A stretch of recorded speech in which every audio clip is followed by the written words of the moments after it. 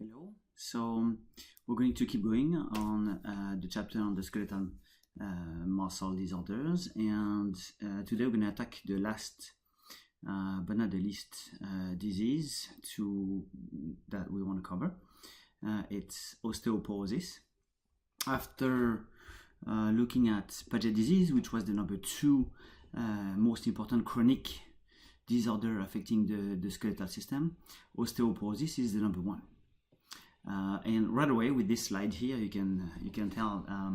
I'm sure you have already ideas about osteoporosis. You've heard about maybe the fact that it's usually affecting more women at a later age, so elderly.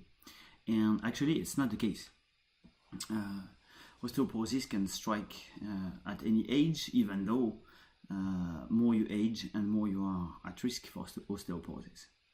So I organize the chapter the way I usually organize chapters. I'm going to give you some numbers to see how important is osteoporosis, how osteoporosis impacts the population, especially in the US. And then we'll talk about the pathophysiology, but we've already covered the normal physiology of the bones. So we'll basically talk about, again, osteoclast, osteoblast, and the balance between the two. And then at the end, we'll talk about diagnosis and potential exercise. The lecture will finish with the case study, and the case study will be on osteoporosis. So I've shown you this picture before. On top here, this is normal bones, and you can recognize the honeycomb-like structure that you have here, which makes your bone both light and strong, being able to resist to forces. For example, at the bottom, you see a muscle biopsy, a bone biopsy that is from somebody who has a severe osteoporosis. In that case, you can see actually the structure is kind of still here, and the problem is that the density of the bone is decreased. So if you look at the structure, it's actually the same, even though that the bone itself is just thinner compared to the normal bone. If you remember, when I show you the same picture with Paget disease, the inside of the bone of Paget disease was completely destroyed, and there is no more structure like it's the case for osteoporosis. So that's one of the difference. It's one of the main difference actually in terms of disease. It's like the bone density decrease. Overall, it will affect the bone physiology in general. So the architecture of the bone is changed. The turnover is much less than normal, and then you have a damage accumulation. It takes around 20 years, at least 20 years to develop. What are the risk factors? I'm sure you've heard about other things, a lot of things about osteoporosis, but really being a female is known to be a risk factor for osteoporosis. But it's also difficult to really differentiate between the fact of being a female. In terms of physiology, does being a female in terms of your own physiology makes you more at risk for osteoporosis, or because female lives longer? We know that aging and being 65 and above is the main risk factor for osteoporosis. So because females live longer than men, they might also be at risk for osteoporosis just by the fact that they are aging more than men. But there's also the other risk factors that really confirm also the fact that being a female in terms of physiology is a risk factor. The menopause is important. During the menopause and post-menopause, there is a lot of change in terms of hormones for females, especially for estrogen. I'll show you some data later during the case study, showing the supplementation of estrogen is actually working for slowing down the progression of osteoporosis, which is a proof that estrogen is important.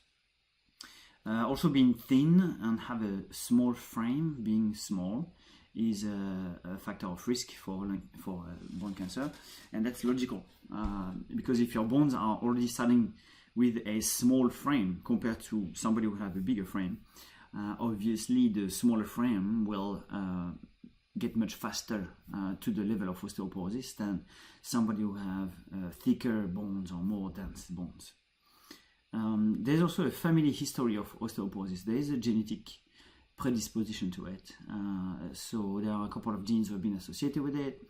And in particular, if your mother, your grandmother have been already diagnosed with osteoporosis, and you're also a female and approaching the menopause, and you may want to have a diagnosis. So now I'm going to show you some information I found mostly from this association called the American Bone Health. But I also took some information from the CDC to give you a more global understanding of what osteoporosis is. And here this number is pretty striking. Up to 70% of the people who are above 65 years old and have osteoporosis don't know that they have it. So it really means that there is a problem of diagnosis. There's a lot of people who actually have the disease, but they don't have the diagnosis for it because maybe they don't have access to the right physician with the right tools, or just they don't think it's a problem actually. Comparing osteoporosis to any other disease. So here in this that's coming from the CDC and the National Osteoporosis Foundation, you look at one of the most important health issues for female: breast cancer, heart attack, stroke, and finally the fractures, and especially the fractures associated with osteoporosis. And you can see that there was just 2 or 3 years ago, there was more than 2 million of those fractures that were associated with osteoporosis, which is obviously much more than any other disease that occur in this population. So what's the big deal about it? Is that bone fracture, is that as important as having a stroke, or as important as having a heart attack or having breast cancer? Actually, depending on the fracture, depending on the bones, if the fracture, for example, happen at the femur level, and there's a hip fracture, the life expectancy for people who have a hip fracture is usually less than 5 years old. 5 years.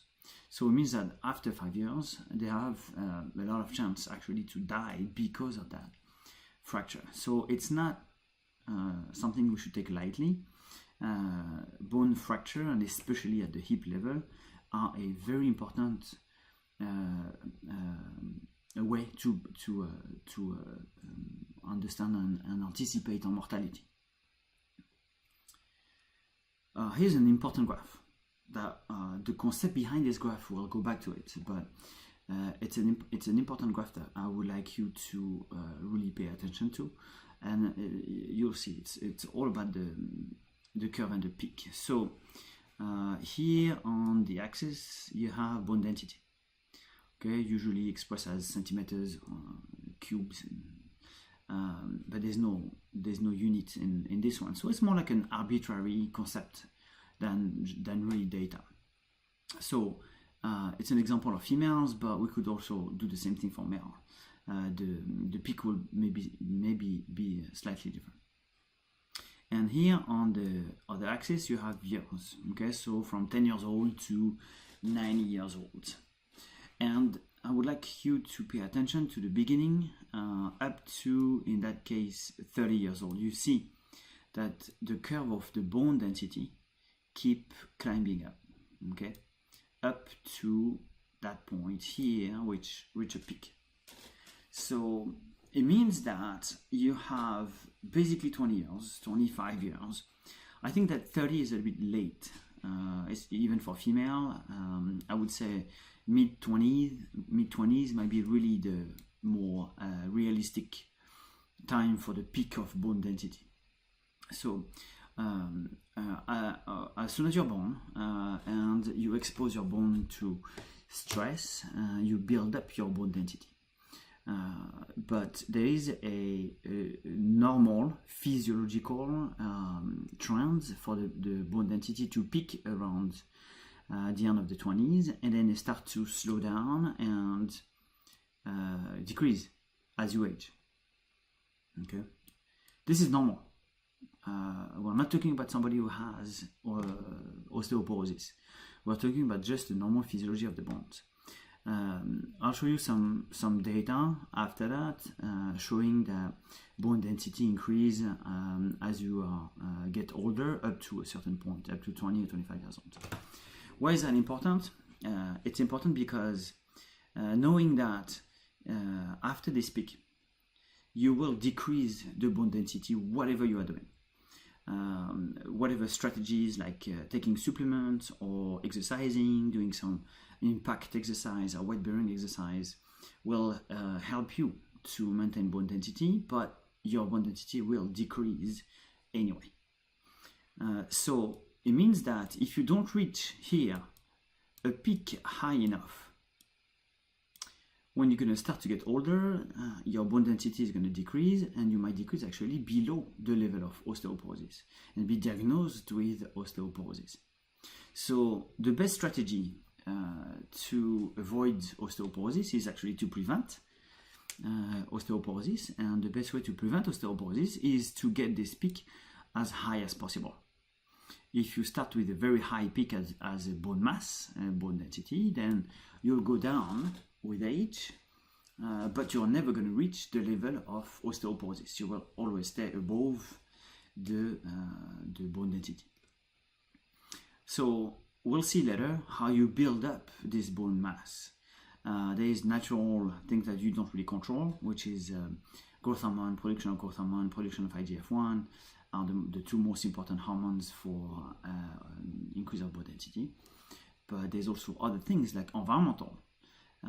Exercise and the type of exercise you're doing will be important, but also your diet, and there are drugs that can have an effect also on bone density, or other environmental factors like alcohol and smoking. So we'll talk about this later. But really, bottom line for this graph is you are reaching a peak of bone density at the end of your 20s. And at that point, whatever you're doing, this bone density is going to start to decrease with age. Okay, so that's the take-home message of the graph. Oops, not sure what's going on with these slides. Never mind. We can have the same information here. So, how many people have been diagnosed now with osteoporosis? You can see here there's a differentiation between osteoporosis and low bone mass, which you can understand that as the same thing we saw with diabetes. You can be diagnosed with diabetes, or you can be diagnosed with pre-diabetes. Yeah? So it's the same idea here. So in grayish purple here you have people who have been diagnosed with osteoporosis, and you see around 10.5 million females this year, or roughly this year, as anticipation in 2020, will be diagnosed with osteoporosis, with more than 30 million of them diagnosed already with a low bone mass. Much less male, 3.3 million, okay, and 17 million of them will be diagnosed with a low bone mass. If we put all of them together, we reach around 14 million people that are already being diagnosed with osteoporosis.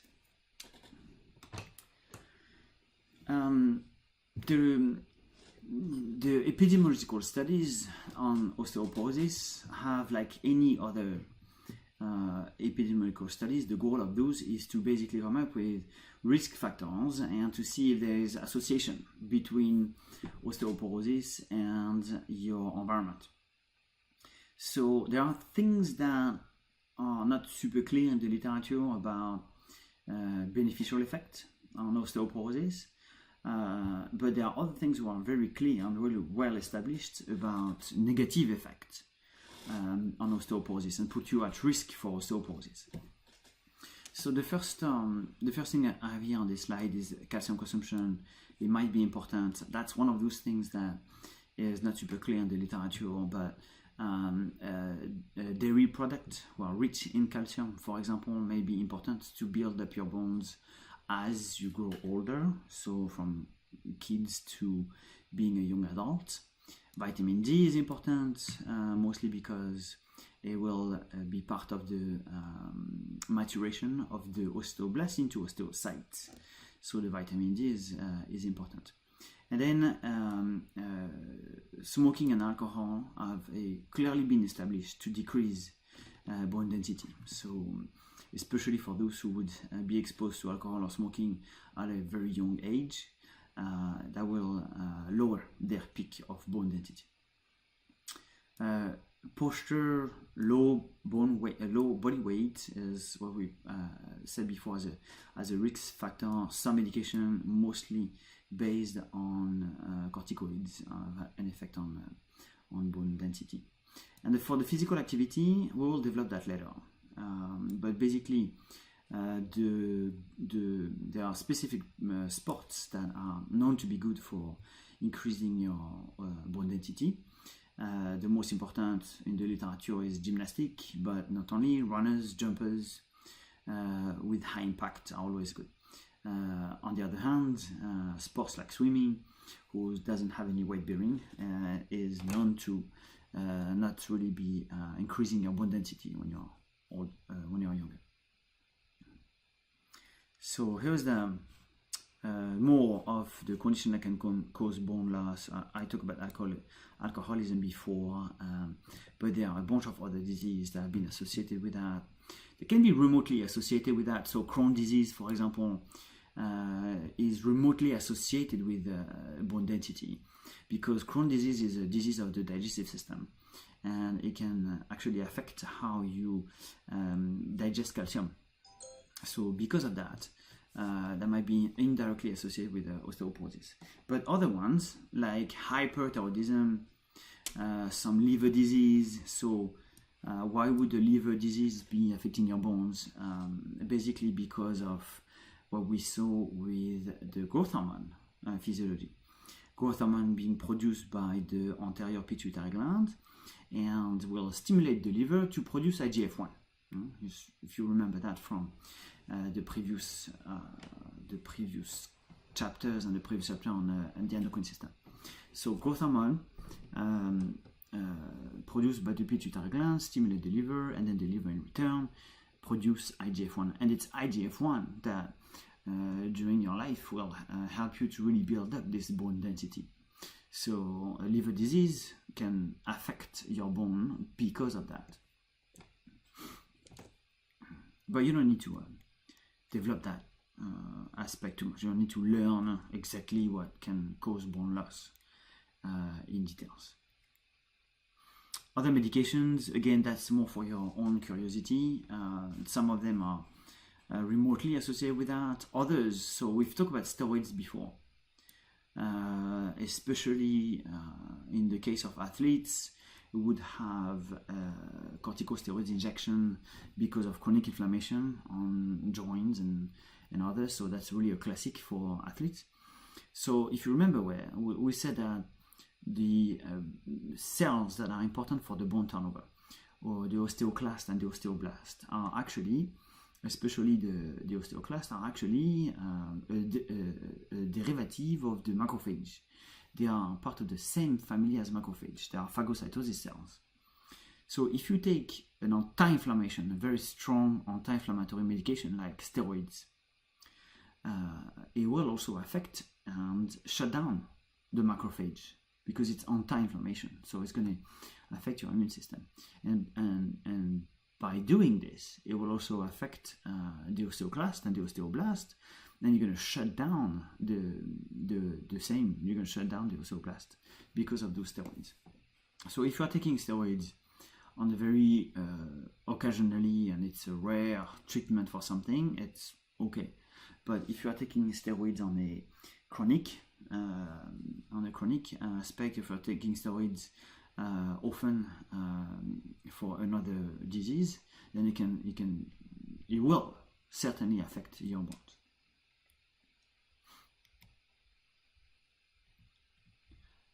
This slide is the consequences of osteoporosis. So obviously there are a couple of weak points, I would say, in the skeletal system, and the most important one, and the one that has affecting most of the quality of life of the patient, is the hip. Okay? But the wrist is another common site for fracture, mostly because a patient can fall on their wrist and then the wrist will break. And the spine is also a common site of fracture, because the spine is on constant pressure when you stand up. So I'll show you more evidence of that later on. So it's a very costly disease. We also the scientists will also look at that. It's a very costly disease because once you have this type of fracture, especially the hip or the spine, then you need care, and you might not be able to take care of yourself, so you might need to have either care at home or go to a nursing home. So all of this can be very expensive.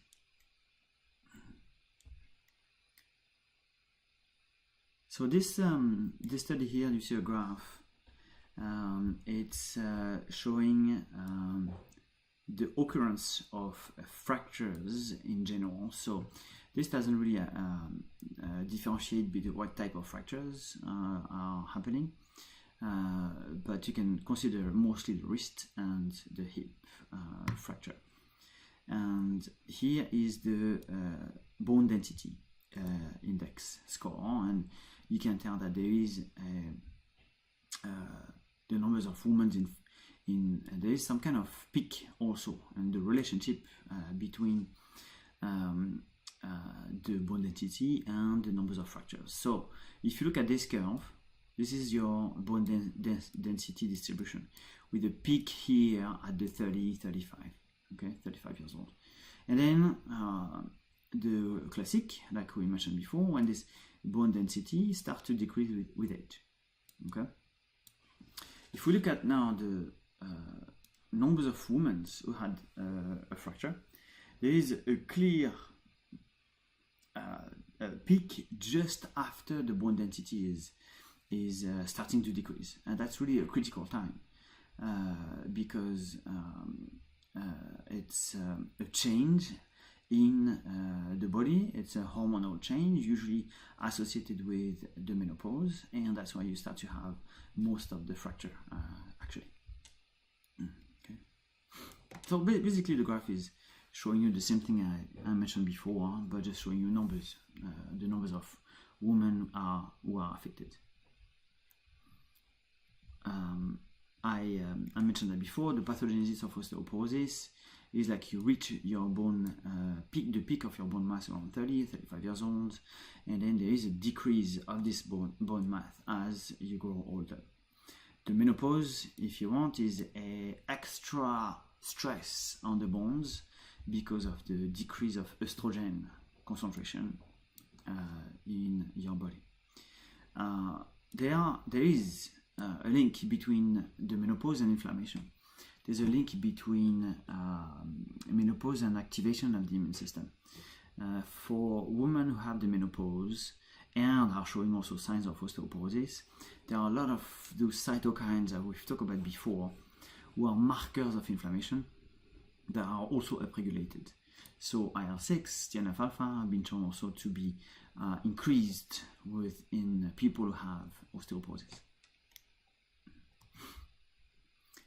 There's also what we call the secondary osteoporosis, and there's one that I want you to particularly pay attention, is the female athlete trials. I don't know if you heard about that before, but it's the case of female athletes who are elite endurance athletes, so runners, swimmers, biking is really where you see those female athletes trials the most. So the trial is three components. they have a malnutrition, so the diet is usually not enough. The second is they have hormonal changes. For example, some of those women don't have menstruation anymore. And the third aspect is psychological aspect. They want to perform at the highest level possible, and they try to be as thin as possible, and so it's also this psychological. So among those three, diet and the decrease of hormones, and actually it's very similar to the condition you would see for menopause. The female athlete triad are actually having a early menopause. They can be in their 20s or the end of their 20s and have this female athletes triad symptoms that is pretty much the same thing as having the menopause. So they have a premature osteoporosis. Some of those are actually, it's not very clear if this osteoporosis can be reversible, because as I mentioned before, after 30 years old, there's no way physiologically for us to build up more bones. The only thing you can try to do is to avoid to decrease so fast. So you can try to maintain your level of bone density. Okay, how do we diagnose osteoporosis? So actually the diagnosis is pretty efficient and pretty good. You want to be able to look at the bone mineral density, and the gold standard is the DEXA, so the dual energy X-ray. Let me show you here, and we have a DEXA machine in the lab, in the XFIS lab. So the DEXA machine is a scanner here. So you see on top, this arm is going to slide from top to bottom and back and forth to just make sure the X-rays are going through the system. And then you can have a whole body image. You can focus your image on the wrist, for example, or you can focus on the hip, or you can also focus on the spine. But most of the time you will have an overall score of bone density. It's pretty rare, but sometimes you can have an overall score of bone density being okay, being in the normal range. But then if you look at the wrist and if you look at the hip, then those particular locations can be way below the average. So in that case, there would be somebody who would also be diagnosed with osteoporosis.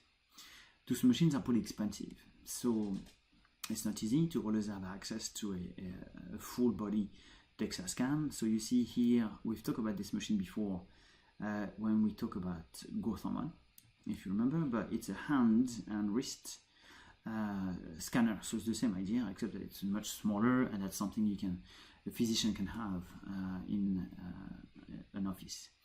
That would give you, that can be really used for diagnosis, but it cannot actually give you a trend. And if there is here on the hand and wrist level a decrease of bone density, the physician will prescribe a real DEXA scan to check the whole body.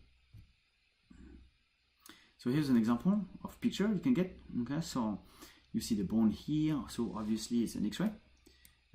So wider it is and more dense it is. So it means that wider it is and more the X-rays were able to bounce back from the bones back to the machine. And here you can see, you can differentiate, for example, the pelvis area, you can differentiate the spine, and for all of those, there are averages that you can compare yourself to if you want, and not only the whole body. Okay, so an early detection is important. Why is that important? It's because actually we have pretty good treatment that I'll mention just after. We'll talk about the exercise also. Okay? So there are specific exercises you can do to try to prevent the decrease of bone density. So here's some example, but we'll do that more with the case study.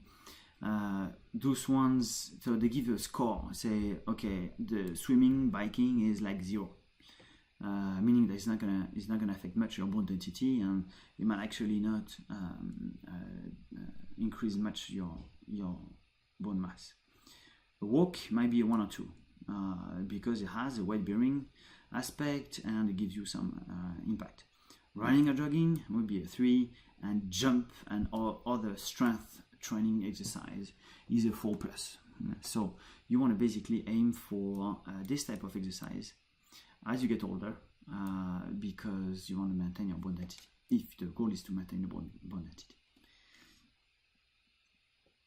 So I told you I would do a more specific information on osteoporosis and the spine, and obviously the spine is one of the weakness of the skeletal system for osteoporosis, because it's under constant pressure, and as you get older, the muscle also and the core muscle especially start to become weaker, and the posture, that's why we say posture is important for osteoporosis. It's really not because of aesthetic, but it's really because if you see in that case here, the posture is going to start to put pressure on particular vertebrae, and those vertebrae, if you have osteoporosis, may actually break because of the posture. So it puts you into a vulnerable situation. So here's an example of a classic change in posture and the consequences on the spine and the risk for fracture. So at age 55, you can see that here in that case the skeleton would be straight and the spine would be normal. At age 65, there's start to have, especially here because of lack of abs work and core exercise, the posture start to change and they start to put pressure on the spine here. And here at the age of 75, it's becoming even more important, and the patient will, one of the symptoms is that the patient is starting to lose height. So they will usually report that in their history. And you can see here, reaching that level, here there's a very important, even though there's no osteoporosis, you can see that those vertebrae here, maybe this one, maybe this one, maybe those 3 might be at much more risk for fracture. So here's the symptoms: a decrease of height, breathing is becoming more difficult because it's difficult to expand the chest and create the pressure. Appetite is also affected. So what can you do? Doing some exercise, obviously. We'll focus on that later. I just put this one as an example. The standing W's exercise, where you put your hands in the back like this, and then even using body weight exercise, but trying to squeeze the back muscle, where you put your hands also in the front and try to squeeze the shoulders and try to hold for 3 or 4 seconds.